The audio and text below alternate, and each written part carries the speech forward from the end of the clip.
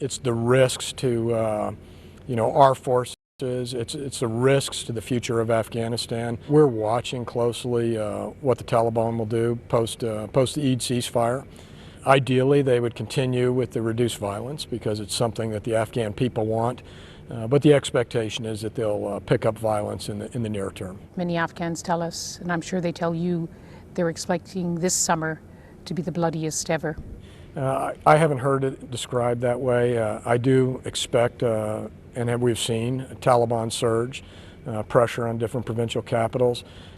But we've also, you and I have had this conversation before.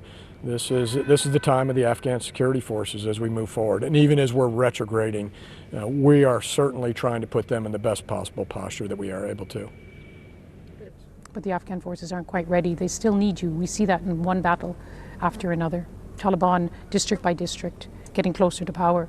The Afghan security forces have the capabilities, and they have to hold. That's where we are right now.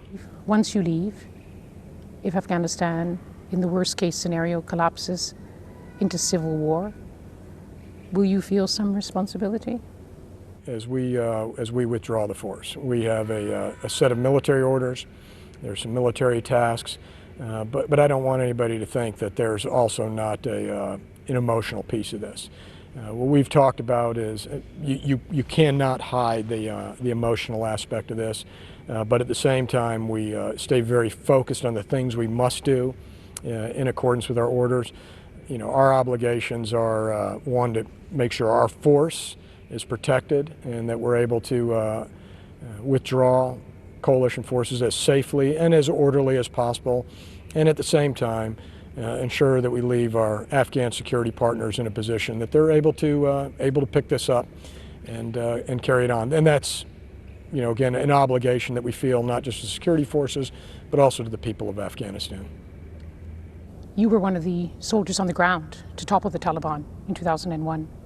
It must hurt as a soldier that you're leaving and the Taliban are on the brink of returning to power, either through negotiations or the battlefield.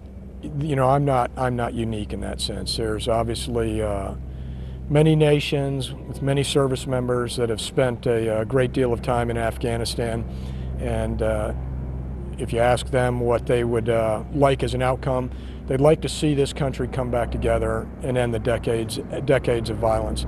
But with that thought, make no mistake, there's many of us that just feel an obligation. We are the last rotation, if you will, and as the last rotation we have an obligation to those that have gone before us.